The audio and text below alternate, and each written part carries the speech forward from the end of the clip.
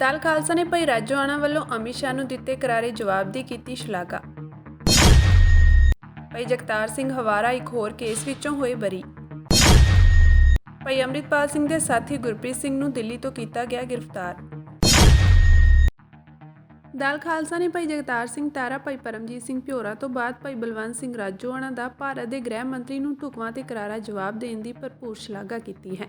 ਜਥੇਬੰਦੀ ਨੇ ਕਿਹਾ ਕਿ ਤਿੰਨਾਂ ਕੌਮੀ ਨਾਇਕਾਂ ਨੇ ਭਾਰਤ ਦੇ ਹੁਕਮਰਾਨ ਨੂੰ ਸ਼ੀਸ਼ਾ ਦਿਖਾ ਕੇ ਕੌਮੀ ਸਵੈਮਾਨ ਨੂੰ ਬਹਾਲ ਰੱਖਿਆ ਅਤੇ ਸਿੱਖ ਜੁਝਾਰੂ ਪਰੰਪਰਾ ਤੇ ਦ੍ਰਿੜਤਾ ਨਾਲ ਪਹਿਰਾ ਦਿੱਤਾ ਹੈ।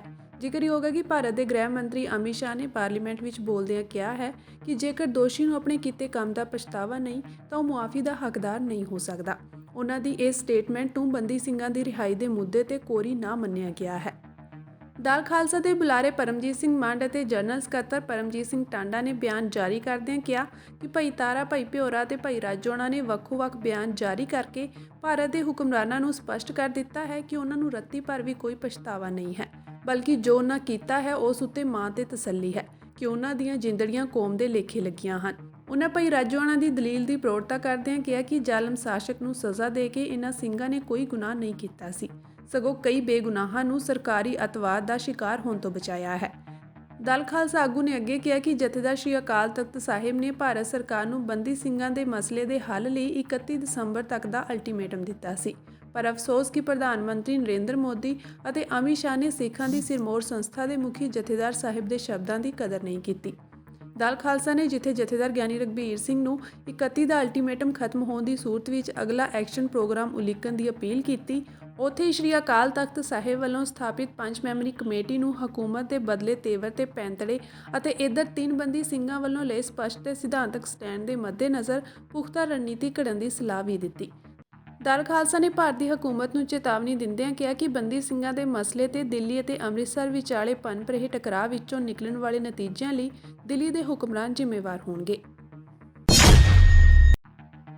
ਪੰਜਾਬ ਦੇ ਸਾਬਕਾ ਮੁੱਖ ਮੰਤਰੀ ਬੇਅੰਤ ਸਿੰਘ ਦੇ ਕਤਲ ਕੇਸ ਵਿੱਚ ਸਜ਼ਾ ਕੱਟ ਰਹੇ ਭਾਈ ਜਗਤਾਰ ਸਿੰਘ ਹਵਾਰਾ ਨੂੰ ਵੱਡੀ ਰਾਹਤ ਮਿਲੀ ਹੈ। ਮੁਹਾਲੀ ਅਦਾਲਤ ਨੇ ਉਹਨਾਂ ਨੂੰ ਧਮਾਕਾ ਖੇਸ ਸਮੱਗਰੀ ਰੱਖਣ ਵਾਲੇ ਕੇਸ ਵਿੱਚੋਂ ਬਰੀ ਕਰ ਦਿੱਤਾ ਹੈ। ਉਹਨਾਂ ਦੇ ਵਕੀਲ ਜਸਪਾਲ ਸਿੰਘ ਮੰਝਪੁਰ ਨੇ ਜਾਣਕਾਰੀ ਸਾਂਝੀ ਕਰਦਿਆਂ ਸਿੱਖ ਸੰਗਤਾਂ ਨੂੰ ਵਧਾਈ ਦਿੱਤੀ। ਦੱਸ ਦਈਏ ਕਿ ਇਹ ਕੇਸ ਸੁਹਾਣਾ ਥਾਣੇ ਵਿੱਚ ਦਰਜ ਕੀਤਾ ਗਿਆ ਸੀ। ਹਵਾਰਾ ਇਸ ਸਮੇਂ ਦਿੱਲੀ ਦੀ ਮੰਡੋਲੀ ਜੇਲ੍ਹ ਵਿੱਚ ਬੰਦ ਹਨ। ਹਵਾਰਾ ਨੂੰ ਪੰਜਾਬ ਦੇ ਸਾਬਕਾ ਮੁੱਖ ਮੰਤਰੀ ਬੇਅੰਤ ਸਿੰਘ ਕਤਲ ਮਾਮਲੇ ਵਿੱਚ ਵੀ ਉਮਰ ਕੈਦ ਦੀ ਸਜ਼ਾ ਸੁਣਾਈ ਗਈ ਹੈ। ਚੰਡੀਗੜ੍ਹ ਪੁਲਿਸ ਨੇ ਉਹਨਾਂ ਨੂੰ 11 ਜੁਲਾਈ 2005 ਨੂੰ ਉਹਨਾਂ ਦੇ ਸਾਥੀ ਸਮੀਰ ਮੱਲਾ ਉਰਫ ਟੋਨੀ ਸਮੇਤ ਗ੍ਰਿਫਤਾਰ ਕੀਤਾ ਸੀ। ਚੰਡੀਗੜ੍ਹ ਪ੍ਰਸ਼ਾਸਨ ਵੱਲੋਂ ਭਾਈ ਜਗਤਾਰ ਸਿੰਘ ਹਵਾਰਾ ਤੇ CRPC ਦੀ ਧਾਰਾ 268 ਲਗਾਈ ਗਈ ਸੀ।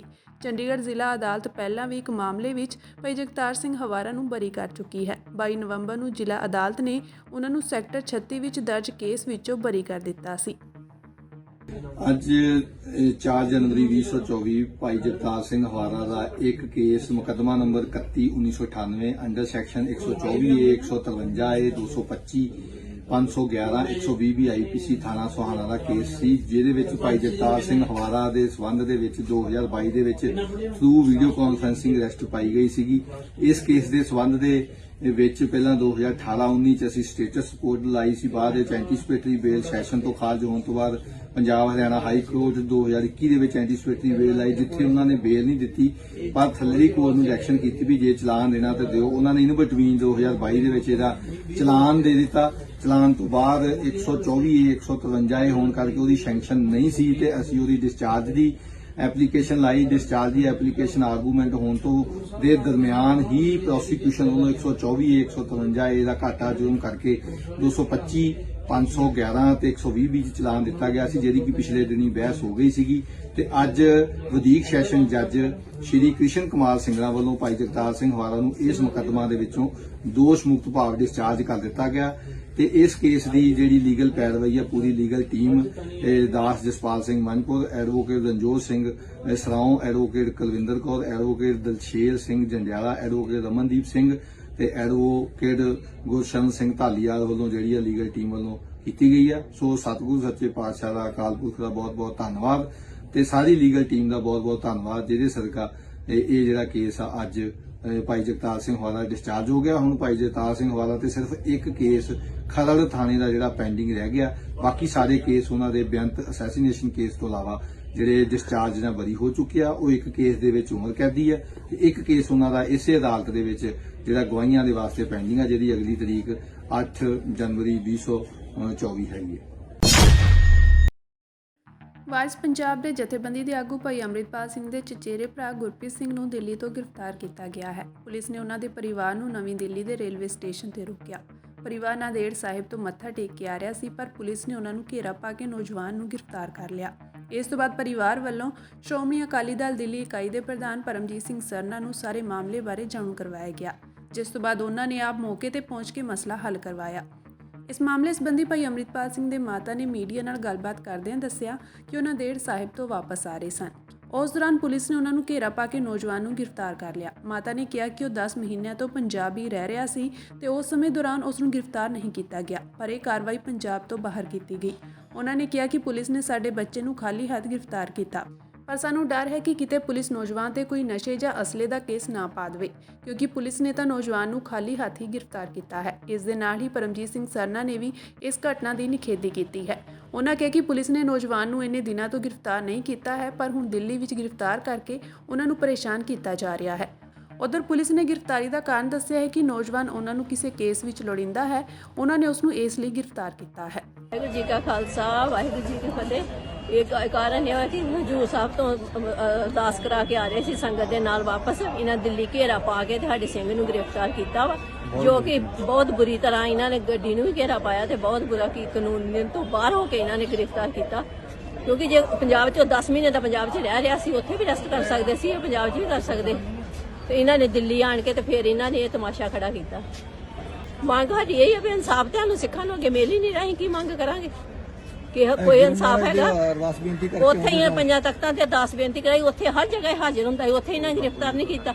ਅੱਜ ਅਸੀਂ ਹਜੂਰ ਸਾਹਿਬ ਤੋਂ ਆਉਣ ਦੇ ਸੰਗਤ ਸਮੇਤ ਤੇ ਹੁਣ ਇਹਨਾਂ ਨੇ ਇੱਥੇ ਦਿੱਲੀ 'ਚ ਕੀਤਾ, ਪੰਜਾਬ ਤੋਂ ਬਾਹਰ ਆਣ ਕੇ ਗ੍ਰਿਫਤਾਰ ਕੀਤਾ। ਸਾਨੂੰ ਇਹ ਵੀ ਸ਼ੱਕ ਹੈ ਕਿ ਸਾਡੇ ਬੱਚੇ ਤੇ ਕੋਈ ਅਸਲਾ ਜਾਂ ਕੋਈ ਸਮੈਗ ਨਾ, ਕਿਉਂਕਿ ਅਸੀਂ ਇਹਨਾਂ ਨੂੰ ਕੋਈ ਨਹੀਂ ਖਾਲੀ ਹੱਥੀਂ ਫੜਿਆ, ਬਿਲਕੁਲ ਦੇ ਕੇ ਗਏ ਆ ਵੀ ਕੁਛ ਉਹਦੇ ਕੋਲ ਨਹੀਂ ਹੈਗਾ।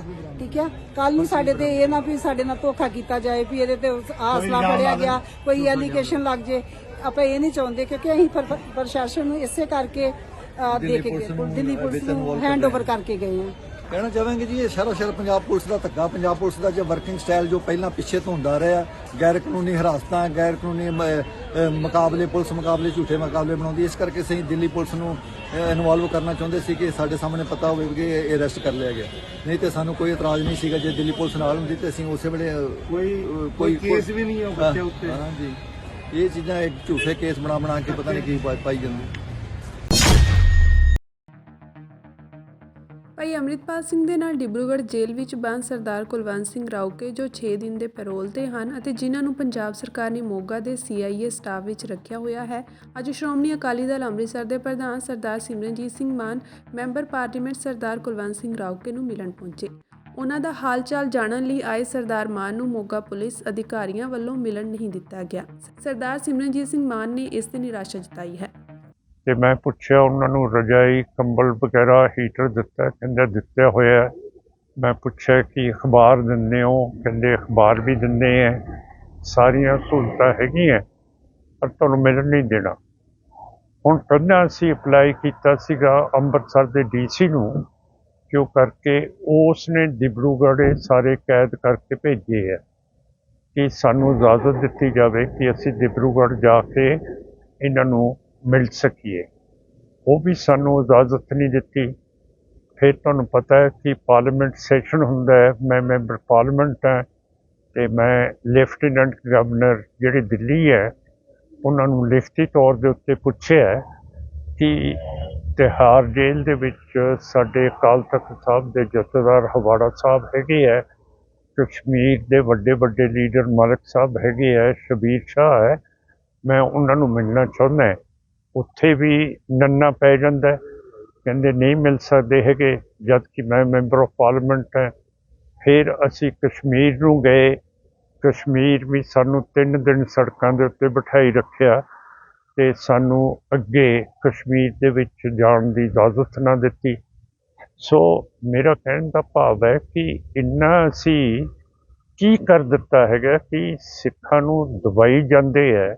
ਇਸ ਸਰਕਾਰ ਨੇ ਨੈਸ਼ਨਲ ਸਿਕਿਉਰਿਟੀ ਐਡਵਾਈਜ਼ਰ ਨੇ ਰॉ ਜਿਹੜਾ ਖੁਫੀਆ ਮਹਿਕਮਾ ਹੈਗਾ, IB ਜਿਹੜਾ ਖੁਫੀਆ ਮਹਿਕਮਾ ਹੈ, ਮਿਲਟਰੀ ਇੰਟੈਲੀਜੈਂਸ ਹੈ, ਇਹ ਸਾਰਿਆਂ ਨੇ ਮਿਲ ਕੇ ਹੁਣ ਸਾਡੇ ਸਿੱਖ ਜਿਹੜੇ ਖਾਲਿਸਤਾਨੀ ਹੈਗੇ ਹੈ ਉਹਨਾਂ ਨੂੰ ਮਾਰਨਾ ਸ਼ੁਰੂ ਕਰਤਾ ਹੈ।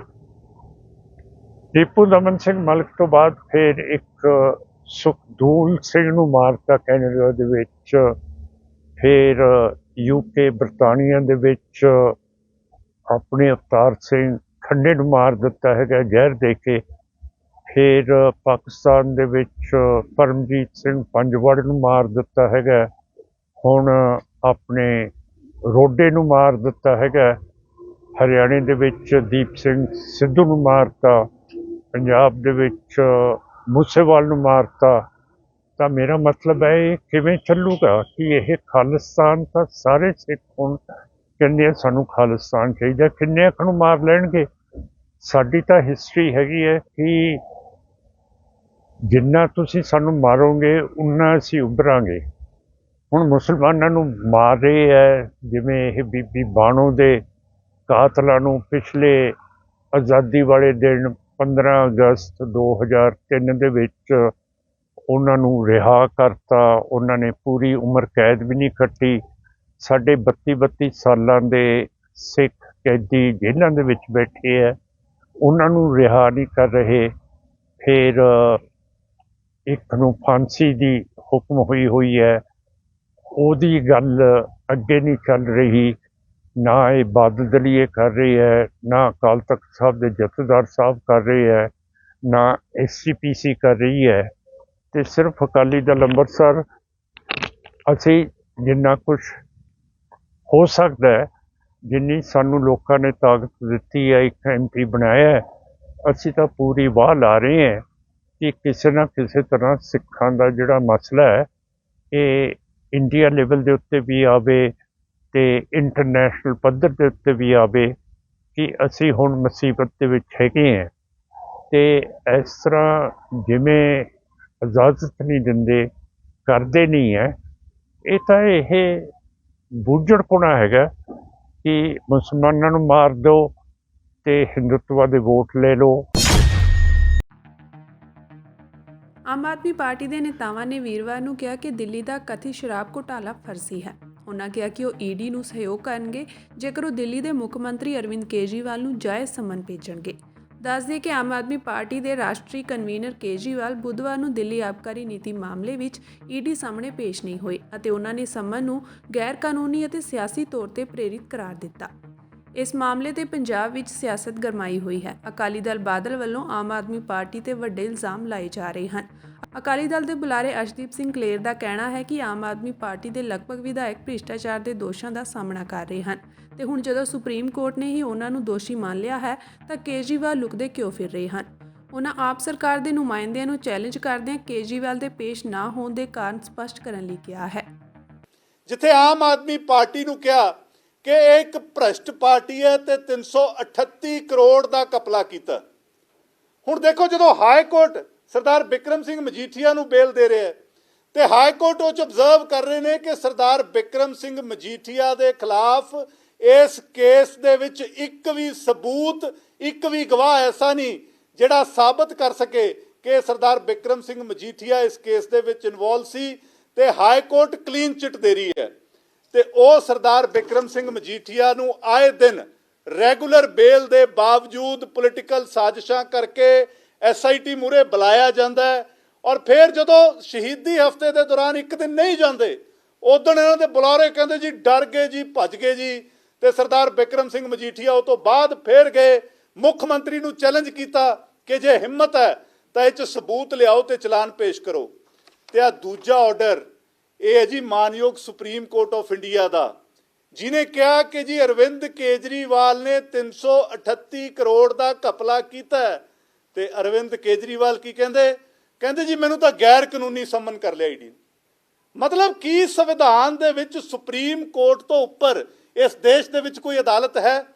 ਤੇ ਸੁਪਰੀਮ ਕੋਰਟ ਆਫ ਇੰਡੀਆ ਨੇ ਤੁਹਾਨੂੰ ਇਹ ਗੱਲ ਕਹਿਤੀ ਕਿ ਤੁਸੀਂ 338 ਕਰੋੜ ਦਾ ਘਪਲਾ ਕੀਤਾ, ਤੁਸੀਂ ਭ੍ਰਸ਼ਟ ਹੋ, ਤੇ ਫਿਰ ਮੈਨੂੰ ਲੱਗਦਾ ਵੀ ਕਿੱਥੇ ਇਹ ਸਵਾਲ ਰਹਿ ਗਿਆ ਕਿ ਸੰਮਨ ਇਲੀਗਲ ਹੈ।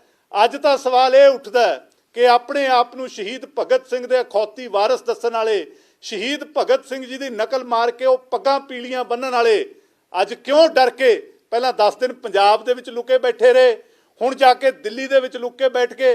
ਜੇ ਸੱਚੇ ਹੋ, ਜੇ ਤੁਸੀਂ ਕੋਈ ਨਹੀਂ ਕਾਰਾ ਕੀਤਾ, ਜੇ ਨਹੀਂ ਭ੍ਰਸ਼ਟ, ਜੇ ਨਹੀਂ ਤੁਸੀਂ ਐਕਸਾਈਜ਼ ਘੁਟਾਲੇ ਦੇ ਵਿੱਚ ਇਨਵੋਲਵ, ਫਿਰ ਤੁਸੀਂ ਈਡੀ ਅੱਗੇ ਪੇਸ਼ ਕਿਉਂ ਨਹੀਂ ਹੁੰਦੇ? ਹੁਣ ਡਰ ਕੇ ਕਿਉਂ ਲੁਕੇ ਹੋਏ ਹੋ? ਇਹੀ ਸਵਾਲ ਮੇਰਾ ਜਿੰਨੇ ਇਹਨਾਂ ਦੇ ਬੁਲਾਰੇ ਨੇ ਉਹਨਾਂ ਨੂੰ ਹੈ ਕਿ ਹੁਣ ਸਾਹਮਣੇ ਆਓ, ਇਸ ਗੱਲ ਦਾ ਜਵਾਬ ਦਿਓ, ਕਿਉਂਕਿ ਅੱਜ ਤੁਸੀਂ ਸਾਬਤ ਕਰਤਾ ਕਿ ਤੁਸੀਂ ਪੰਜਾਬ ਦੀ ਨੁਮਾਇੰਦਗੀ ਕਰਨ ਦੇ ਕਾਬਿਲ ਨਹੀਂ, ਕਿਉਂਕਿ ਪੰਜਾਬ ਸ਼ਹੀਦਾਂ ਦੀ ਧਰਤੀ ਹੈ, ਪੰਜਾਬ ਸੂਰਮੇ ਬਹਾਦਰਾਂ ਦੀ ਧਰਤੀ ਹੈ, ਜਿਨੇ ਜ਼ੁਲਮ ਦੇ ਖਿਲਾਫ ਲੜਾਈ ਲੜੀ, ਆਜ਼ਾਦੀ ਦੀ ਲੜਾਈ ਲੜੀ, ਕਾਲੇ ਪਾਣੀ ਦੀ ਸਜ਼ਾ ਹੰਡਾਈ, ਐਮਰਜੈਂਸੀ ਦੇ ਖਿਲਾਫ ਲੜਾਈ ਲੜੀ, ਦੇਸ਼ ਤੇ ਜੰਗਾਂ ਦੀ ਪੀੜ ਪਈ, ਪੰਜਾਬ ਨੇ ਆਪਣੇ ਪਿੰਡੇ ਤੇ ਹੰਡਾਈ। ਤੇ ਪੰਜਾਬ ਦੀ ਅਗਵਾਈ ਉਹ ਲੋਕ ਨਹੀਂ ਕਰ ਸਕਦੇ ਜਿਹੜੇ ਈਡੀ ਦੇ ਸਾਹਮਣਾ ਤੋਂ ਡਰ ਕੇ ਲੁਕਦੇ ਫਿਰਦੇ ਹੋਣ ਤੇ ਉਹਨਾਂ ਕੋਲੇ ਕੋਈ ਜਵਾਬ ਨਾ ਹੋਵੇ। ਹੈ ਇਸ ਗੱਲ ਦਾ ਕੋਈ ਜਵਾਬ? ਤੇ ਹੁਣ ਭਗਵੰਤ ਮਾਨ ਸਾਹਿਬ ਵੀ ਖਿਸਕ ਗਏ ਹੌਲੀ ਕੁ ਦੇਣੇ, ਕਿਉਂਕਿ ਪਤਾ ਵੀ ਆਹੀ ਈਡੀ ਦਾ ਘੁਟਾਲਾ ਹੈ, ਇਹਦੇ 'ਚ ਪੈੜਾਂ ਇਹਦੀਆਂ ਪੰਜਾਬ ਤੱਕ ਵੀ ਆਉਣੀਆਂ ਨੇ, ਪੰਜਾਬ ਦੇ ਮੰਤਰੀ ਇਹਦੇ 'ਚ ਇਨਵੋਲਵ ਨੇ, ਮੁੱਖ ਮੰਤਰੀ ਦਫ਼ਤਰ ਤੱਕ ਪਹੁੰਚਣੀਆਂ ਨੇ, ਇਹ ਤਾਂ ਆਉਣੀਆਂ ਨੇ ਨਾ ਪੈੜਾਂ, ਤਾਂ ਸਪਸ਼ਟ ਪਤਾ, ਸਭ ਨੂੰ ਪਤਾ ਹੈ। ਜਿਸ ਤਰੀਕੇ ਇਹਨਾਂ ਨੇ 2 IAS ਅਫਸਰਾਂ ਦੀ ਜਿਹੜੀ ਮੰਗੀ ਸੀ ਸੈਂਕਸ਼ਨ CBI ਨੇ, ਇਹਨਾਂ ਨੇ ਡਿਨਾਈ ਕੀਤੀ, ਉੱਥੋਂ ਇਹਨਾਂ ਦੀ ਚੋਰੀ ਸਪਸ਼ਟ ਹੈ। ਅਗਰ ਇਹ ਡਿਨਾਈ ਨਾ ਕਰਦੇ ਤਾਂ ਇਹਨਾਂ ਦੇ ਛੇਤੀ ਫੜੇ ਜਾਣੇ ਸੀ, ਹੁਣ ਥੋੜੇ ਦਿਨ ਟੱਪ ਜਾਣਗੇ, ਪਰ ਇਹ ਘੁਟਾਲਾ ਪੰਜਾਬ ਤੱਕ ਵੀ ਆਉਣਾ। ਹੁਣ ਹੱਥਾਂ ਪੈਰਾਂ ਦੀ ਪਈ ਹੈ, ਕਿਉਂਕਿ ਸਿਸੋਦੀਆ ਅੰਦਰ, ਸੰਜੇ ਸਿੰਘ ਅੰਦਰ, ਜੈਨ ਸਾਹਿਬ ਅੰਦਰ, ਕੇਜਰੀਵਾਲ ਸਾਹਿਬ ਅੰਦਰ ਜਾਣ ਦੀ ਦੇਰ ਹੈ, ਔਰ ਫਿਰ ਇਹ ਘੁਟਾਲਾ ਪੰਜਾਬ ਦੇ ਵਿੱਚ ਆਉਣਾ ਹੈ। ਨਸ਼ਾ ਤਸਕਰੀ ਮਾਮਲੇ ਵਿੱਚ ਜੇਲ੍ਹ ਵਿੱਚ ਬੰਦ ਕਾਂਗਰਸੀ ਵਿਧਾਇਕ ਸੁਖਪਾਲ ਸਿੰਘ ਖਹਿਰਾ ਖਿਲਾਫ ਪੰਜਾਬ ਅਤੇ ਹਰਿਆਣਾ ਹਾਈਕੋਰਟ ਵਿੱਚ ਜ਼ਮਾਨਤ ਮਿਲਦੇ ਹੀ ਨਵੀਂ FIR ਦਰਜ ਹੋਈ ਹੈ। ਇਹ ਕੇਸ ਕਪੂਰਥਲਾ ਦੇ ਸੁਭਾਨਪੁਰ ਥਾਣੇ ਵਿੱਚ ਧਾਰਾ 195A ਅਤੇ 506 IPC ਤਹਿਤ ਦਰਜ ਹੋਇਆ ਹੈ। ਵਧੀਕ SHO ਬਲਜੀਤ ਸਿੰਘ ਨੇ ਇਸ ਦੀ ਪੁਸ਼ਟੀ ਕੀਤੀ ਹੈ। ਉਹਨਾਂ ਦੱਸਿਆ ਕਿ ਵਿਧਾਇਕ ਖਹਿਰਾ ਖਿਲਾਫ FIR ਨੰਬਰ 324 ਦਰਜ ਕੀਤੀ ਗਈ ਹੈ। ਅਜਿਹੇ ਵਿੱਚ ਵਿਧਾਇਕ ਖਹਿਰਾ ਨੂੰ ਹੋਰ ਜੇਲ੍ਹ ਵਿੱਚ ਹੀ ਰਹਿਣਾ ਪਵੇਗਾ। ਦੱਸ ਦਈਏ ਕਿ ਉਹ 28 ਸਤੰਬਰ 2023 ਤੋਂ ਜੇਲ੍ਹ ਵਿੱਚ ਹਨ।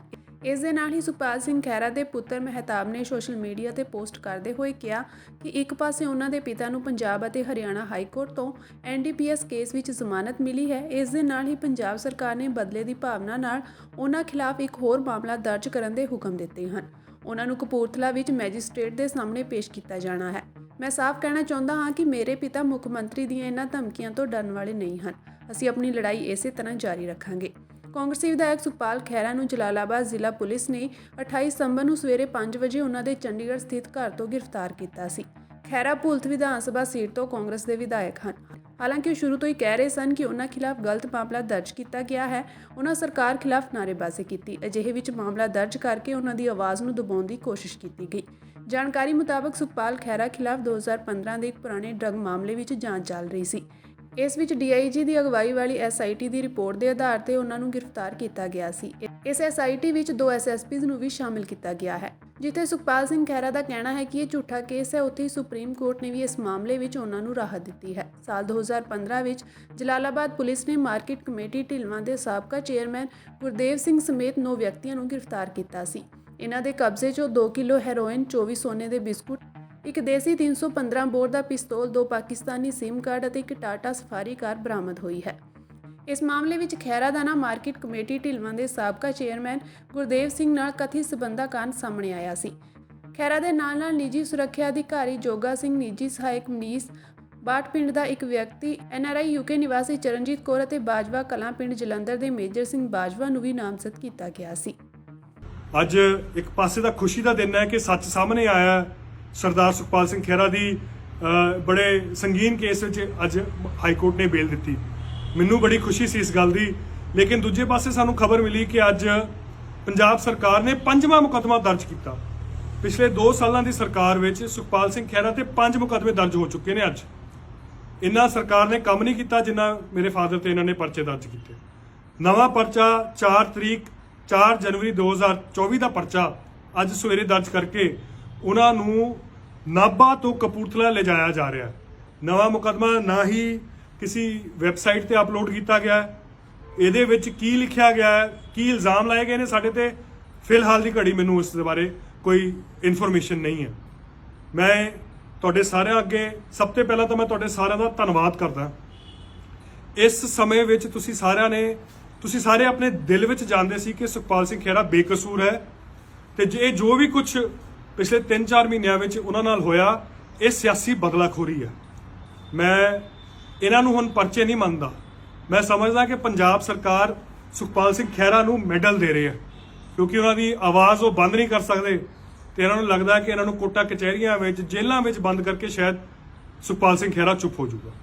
ਜਿਹੜਾ ਨਵਾਂ ਮੁਕੱਦਮਾ ਹੈ ਇਹ ਸਰਾਸਰ ਝੂਠਾ ਹੈ। ਮੇਰੇ ਫਾਦਰ ਤਾਂ ਪਿਛਲੇ 3 ਮਹੀਨਿਆਂ ਤੋਂ ਜੇਲ੍ਹ 'ਚ ਬੈਠੇ ਨੇ। 195A ਧਾਰਾ ਲਾ ਕੇ ਅੱਜ ਉਹਨਾਂ ਨੂੰ ਨਾਭੇ ਤੋਂ ਕਪੂਰਥਲੇ ਲੈ ਕੇ ਜਾਇਆ ਜਾ ਰਿਹਾ ਕਿ ਜੀ ਅਸੀਂ ਤਫਤੀਸ਼ ਕਰਨੀ ਹੈ ਨਵੇਂ ਮੁਕੱਦਮੇ ਦੀ। ਇਹ ਭਗਵੰਤ ਮਾਨ ਦੀ ਔਰ ਉਸ ਦੀ ਸਰਕਾਰ ਦੀ ਬਖਲਾਵਟ ਹੈ। ਇੱਕ ਪਾਸੇ ਤਾਂ ਜਦੇ ਇਹਨਾਂ ਦੇ ਆਕਾ ਨੂੰ ਈਡੀ ਸਮਨ ਕਰਦੀ ਹੈ ਤੇ ਕੰਬ ਜਾਂਦੇ ਆ, ਪੰਜਾਬ ਪੁਲਿਸ ਦੇ ਪੈਰਾਂ 'ਚ ਆ ਕੇ ਛਿਪ ਜਾਂਦੇ, ਲੁੱਕ ਜਾਂਦੇ ਆ ਕਿ ਸਾਨੂੰ ਈਡੀ ਨਾ ਆ ਕੇ ਗ੍ਰਿਫਤਾਰ ਕਰੇ। ਤੇ ਦੂਜੇ ਪਾਸੇ ਇੱਕ ਸੱਚੇ ਸੁੱਚੇ ਬੰਦੇ ਤੇ ਝੂਠੇ ਮੁਕੱਦਮੇ ਦਰਜ ਕਰਕੇ ਉਹਨੂੰ ਜੇਲ੍ਹ 'ਚ ਬੰਦ ਕਰਨ ਦਾ ਔਰ ਜੇਲ੍ਹ 'ਚ ਰੱਖਣ ਦਾ ਇੱਕ ਯਤਨ ਕੀਤਾ ਜਾ ਰਿਹਾ। ਦੇਖੋ, ਪੰਜਾਬ ਸਰਕਾਰ ਅੱਜ ਦੀ ਤਰੀਕ ਦੇ ਵਿੱਚ ਖਹਿਰੇ ਦੇ ਨਾਲ ਬਹੁਤ ਜ਼ਿਆਦਾ ਨਜਾਇਜ਼ ਕਰ ਰਹੀ ਹੈ। ਖਹਿਰੇ ਤੇ ਬਿਨਾਂ ਮਤਲਬ ਦੇ ਇਸ ਕਰਕੇ ਕਿ ਉਹ ਸਰਕਾਰ ਦੀਆਂ ਨਾਕਾਮੀਆਂ ਦੇ ਖਿਲਾਫ ਬੋਲਦਾ ਹੈ। ਇਹਨਾਂ ਨੇ ਪਹਿਲਾਂ ਪਰਚਾ ਕੀਤਾ, ਫਿਰ ਉਹਦੀ ਜ਼ਮਾਨਤ ਨਹੀਂ ਹੋਣ ਦਿੱਤੀ। ਅੱਜ ਹਾਈ ਕੋਰਟ ਵੱਲੋਂ ਜ਼ਮਾਨਤ ਮਿਲੀ ਹੈ ਤੇ ਇਹਨਾਂ ਨੇ ਇੱਕ ਹੋਰ ਪਰਚਾ ਪਾ ਕੇ ਉਹਨੂੰ ਫਿਰ ਉੱਥੇ ਹੀ ਰੱਖ ਲਿਆ। ਇਹ ਜਿਹੜਾ ਲੋਕਤੰਤਰ ਦੇ ਵਿੱਚ ਕੰਮ ਹੈ ਪੰਜਾਬ 'ਚ ਅੱਗੇ ਕਦੇ ਦੇਖਣ ਨੂੰ ਮਿਲਿਆ ਨਹੀਂ। ਇਸ ਤਰ੍ਹਾਂ ਬਹੁਤ ਹੀ ਗਲਤ ਤਰੀਕੇ ਦੇ ਨਾਲ ਉਹਦੇ ਨਾਲ ਧੱਕਾ ਕੀਤਾ ਜਾ ਰਿਹਾ। ਜਦ ਇਹਨਾਂ ਨੂੰ ਈਡੀ ਸੰਮਣ ਆਉਂਦੇ ਹੈ, ਪਹਿਲਾਂ ਇਹ ਕਹਿੰਦੇ ਆ ਕਿ ਜੀ ਜੇ ਤੁਹਾਨੂੰ ਵਿਜੀਲੈਂਸ ਬਣਾਉਂਦੀ ਹੈ ਤੁਸੀਂ ਜਾਓ, ਜੇ ਤੁਸੀਂ ਸੱਚੇ ਆ ਤਾਂ ਆਪਣਾ ਪੇਸ਼ ਕਰੋ। ਪੰਜਾਬੀਆਂ ਨੂੰ ਇਸ ਤਰ੍ਹਾਂ ਠੋਕੀ ਜਾਂਦੇ ਹੈ। ਲੇਕਿਨ ਜਦ ਇਹਨਾਂ ਨੂੰ ਈਡੀ ਦੇ ਸੰਮਣ ਆਉਂਦੇ ਹੈ ਫਿਰ ਕਹਿੰਦੇ ਸਾਡੇ ਨਾਲ ਧੱਕਾ ਕਰਦੇ ਹੈ। ਮੈਂ ਸੱਚਾ ਹੈ, ਮੈਂ ਕੱਟੜ ਇਮਾਨਦਾਰ ਹੈ। ਭਾਈ ਤੂੰ ਕੱਟੜ ਇਮਾਨਦਾਰ ਹੈ, ਜਾ ਕੇ ਪੇਸ਼ ਹੋ ਕੇ ਦੱਸ ਦੇ। ਲੇਕਿਨ ਇਹ ਕਹਿੰਦੇ ਵੀ ਕਿਸੇ ਦੇ ਘਰ ਅੱਗ ਲੱਗੀ ਤਾਂ ਬਸੰਤਰ, ਸਾਡੇ ਘਰ ਲੱਗੀ ਤਾਂ ਅੱਗ ਹੈ। ਇਸ ਕਰਕੇ ਇਹ ਜਿਹੜੀ ਦੂਰੀ ਨੀਤੀ ਹੈ ਇਹ ਬਿਲਕੁਲ ਗਲਤ ਹੈ। ਔਰ ਖਾਸ ਤੌਰ ਤੇ ਇਸ ਤਰੀਕੇ ਦੇ ਨਾਲ ਹਰ ਪੰਜਾਬੀ ਨੂੰ ਚੱਕ ਕੇ ਅੰਦਰ ਕਰ ਦੇਣਾ, ਹਰੇਕ ਨੂੰ ਵਿਜੀਲੈਂਸ 'ਚ ਬੁਲਾ ਲੈਣਾ, ਇਹ ਜਿਹੜਾ ਦਬਾਅ ਦੀ ਨੀਤੀ ਹੈ ਪੰਜਾਬ ਨਾ ਕਦੇ ਦਬਿਆ ਨਾ ਹੀ ਕਦੇ ਦਬੇਗਾ। ਸੁਪਰੀਮ ਕੋਰਟ ਨੇ ਅਮਰੀਕਾ ਵਿੱਚ ਸਿੱਖ ਆਗੂ ਗੁਰਪਤਵੰਤ ਸਿੰਘ ਪੰਨੂ ਦੀ ਹੱਤਿਆ ਦੀ ਸਾਜ਼ਿਸ਼ ਰਚਣ ਦੇ ਮੁਲਜ਼ਮ ਭਾਰਤੀ ਨਾਗਰਿਕ ਨਿਖਿਲ ਗੁਪਤਾ ਦੇ ਪਰਿਵਾਰ ਦੀ ਕੌਂਸਲਰ ਐਕਸੈਸ ਦੀ ਮੰਗ ਨੂੰ ਰੱਦ ਕਰ ਦਿੱਤਾ ਹੈ। ਪੰਨੂ ਦੀ ਹੱਤਿਆ ਦੀ ਸਾਜ਼ਿਸ਼ ਦੇ ਮੁਲਜ਼ਮ ਨਿਖਿਲ ਗੁਪਤਾ ਦੀ ਕੂਟਨੀਤਿਕ ਪਹੁੰਚ ਦੀ ਅਪੀਲ ਬਾਰੇ ਸੁਪਰੀਮ ਕੋਰਟ ਨੇ ਕਿਹਾ ਕਿ ਇਹ ਸੰਵੇਦਨਸ਼ੀਲ ਮਾਮਲਾ ਹੈ ਤੇ ਉਸ ਨੂੰ ਵਿਦੇਸ਼ੀ ਅਦਾਲਤ ਦੇ ਅਧਿਕਾਰ ਖੇਤਰ ਦਾ ਸਨਮਾਨ ਕਰਨਾ ਚਾਹੀਦਾ ਹੈ। ਅਮਰੀਕਾ ਦੇ ਨਿਊ ਜਰਸੀ ਵਿੱਚ ਅੱਜ ਇਮਾਮ ਦੀ ਮਸਜਿਦ ਦੇ ਬਾਹਰ ਗੋਲੀਆਂ ਮਾਰ ਕੇ ਹੱਤਿਆ ਕਰ ਦਿੱਤੀ ਗਈ। ਹਮਲਾਵਰਾਂ ਦੀ ਭਾਲ ਜਾਰੀ ਹੈ। ਅਧਿਕਾਰੀਆਂ ਦਾ ਕਹਿਣਾ ਹੈ ਕਿ ਇਮਾਮ ਦੀ ਹੱਤਿਆ ਦਾ ਕਾਰਨ ਸਾਹਮਣੇ ਨਹੀਂ ਆਇਆ ਹੈ। ਉਨ੍ਹਾਂ ਕਿਹਾ ਕਿ ਅਜਿਹਾ ਕੋਈ ਸਬੂਤ ਨਹੀਂ ਮਿਲਿਆ ਹੈ ਕਿ ਗੋਲੀਬਾਰੀ ਦੀ ਇਹ ਘਟਨਾ ਮੁਸਲਿਮ ਵਿਰੋਧੀ ਵਿਚਾਰਧਾਰਾ ਤੋਂ ਪ੍ਰੇਰਿਤ ਸੀ। ਮਾਮਲੇ ਦੀ ਜਾਂਚ ਕੀਤੀ ਜਾ ਰਹੀ ਹੈ ਅਤੇ ਹਮਲਾਵਰਾਂ ਦੀ ਭਾਲ ਕੀਤੀ ਜਾ ਰਹੀ ਹੈ। ਮਿਲੀ ਜਾਣਕਾਰੀ ਮੁਤਾਬਕ ਇਮਾਮ ਹਸਨ ਸ਼ਰੀਫ ਸਵੇਰੇ 6 ਵਜੇ ਦੇ ਕਰੀਬ ਆਪਣੀ ਕਾਰ ਵਿੱਚ ਸਨ ਜਦੋਂ ਉਹਨਾਂ ਉੱਤੇ ਹਮਲਾ ਕੀਤਾ ਗਿਆ ਤੇ ਗੋਲੀਆਂ ਚਲਾਈਆਂ ਗਈਆਂ। ਉਹਨਾਂ ਕਿਹਾ ਕਿ ਸ਼ਰੀਫ ਨੂੰ ਨੇੜਲੇ ਹਸਪਤਾਲ ਲਿਜਾਇਆ ਗਿਆ ਪਰ ਬਾਅਦ ਦੁਪਹਿਰ ਉਹਨਾਂ ਦੀ ਮੌਤ ਹੋ ਗਈ।